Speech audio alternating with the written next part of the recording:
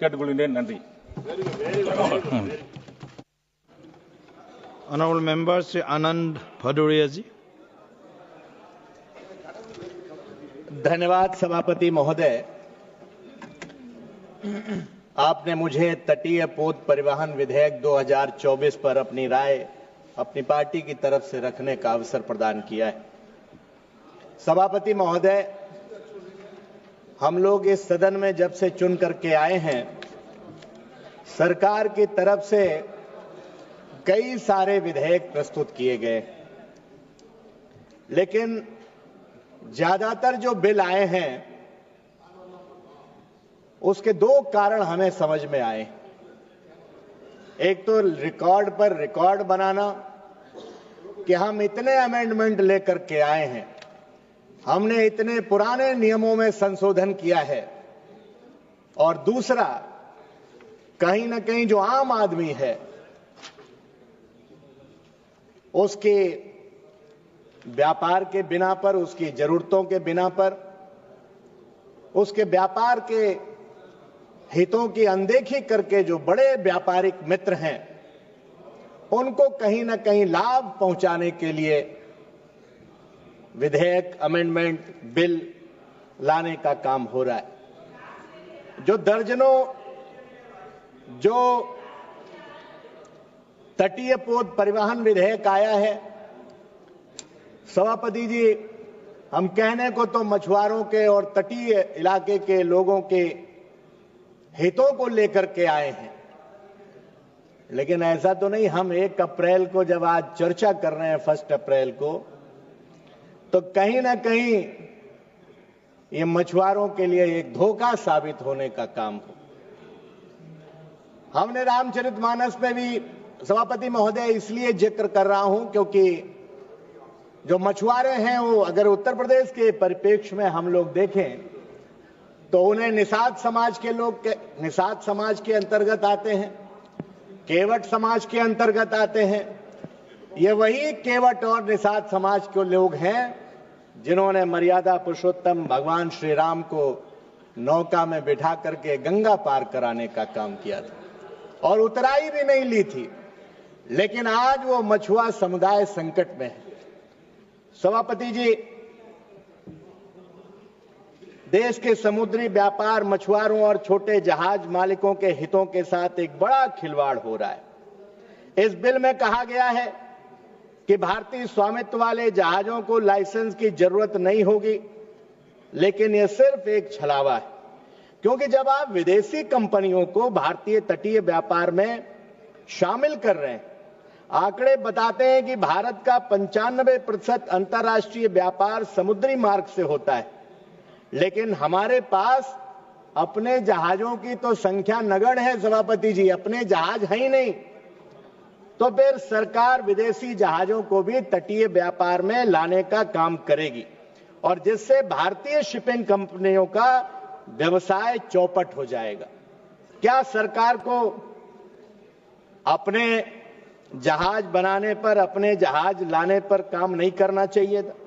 कबीरदास जी ने कहा, जिन खोजा तिन पाइया, गहरे पानी पैठ।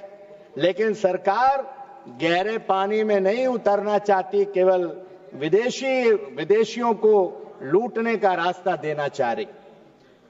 इस बिल में सर्विसेज को तटीय व्यापार में शामिल किया गया, जिसमें तेल, गैस की खोज, समुद्री शोध जैसे काम आते हैं, लेकिन मछली पकड़ने को इसमें शामिल नहीं किया गया।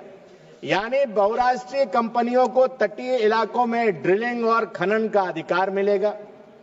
भारत के लाखों मछुआरों के अधिकारों की अनदेखी होगी। क्या यही सरकार का सबका साथ और सबका विकास है? कहीं ना कहीं मछुआरों की आवाज को दबाना है। इसलिए हम कहना चाहते हैं सभापति जी, कुछ मछुआरों के हितों पर भी काम करना चाहिए। उत्तर प्रदेश में जब समाजवादी पार्टी की हुकूमत थी, माननीय अखिलेश यादव जी मुख्यमंत्री थे, उन्होंने मछुआ आवास देने का काम किया था। मछुआ समुदाय के केवट निषाद समाज को उन्होंने तालाबों के पट्टे देने का काम किया था, उनकी पेंशन देने का काम किया था। तो क्या माननीय मंत्री जी को इस तरीके की कोई योजना नहीं लानी चाहिए जिससे इस मछुआ, केवट निषाद समाज के लोगों का कल्याण हो सके। उत्तर प्रदेश की सरकार ने तो ये जो जातियां हैं इनको एससी एसटी का दर्जा देने के लिए माननीय अखिलेश यादव जी ने प्रस्ताव बना करके भेजा, लेकिन वो भी अभी लंबित है। सरकार निषाद केवट समाज को आरक्षण नहीं देना चाहती। इसलिए सभापति जी हम कहना चाहते हैं, पुराने कानून में बिना लाइसेंस तटीय व्यापार करने पर 6 महीने की जेल या 10,000 रुपए का जुर्माना था। अब इस बिल में बढ़ा करके 15 लाख या कमाई का 4 गुना कर दिया है। ये किसके हित में है माननीय मंत्री जी? बड़ी कंपनियों के लिए तो ये छोटी रकम है, लेकिन जो छोटे जहाज मालिक हैं, जो मछुआरे हैं, वो कैसे इतना बड़ा अर्थदंड दे पाएंगे? इसलिए सभापति जी इस बिल में डायरेक्टर जनरल ऑफ शिपिंग को यह अधिकार दिया गया है कि वो किसी भी जहाज को जब्त कर सकता है। ये प्रावधान सरकारी दमन को बढ़ावा देगा कि क्या ये सरकार का ईज ऑफ डूइंग बिजनेस की जगह ईज ऑफ हैरेसमेंट नहीं है? इसलिए सभापति जी मैं कहना चाहता हूं, आज मछुआरों का खाली हाथ और आंखों में पानी, यही मछुआरों की यही कहानी। सरकार उनका समंदर छीन रही है और आंखों में पानी भर करके छोड़ रही। सभापति जी इस बिल में राष्ट्रीय तटीय और अंतर्देशीय शिपिंग रणनीति बनाने की बात कही गई है, लेकिन इसमें 2 साल का समय दिया गया है। यानी सरकार के पास कोई योजना तैयार नहीं है, वो बिना सोचे समझे कानून ला रही है। आपका इशारा मैं समझ रहा हूं। मैं एक बात कह करके अपनी बात समाप्त करना चाहता हूं। माननीय सभापति जी, ये बिल राष्ट्र विरोधी है।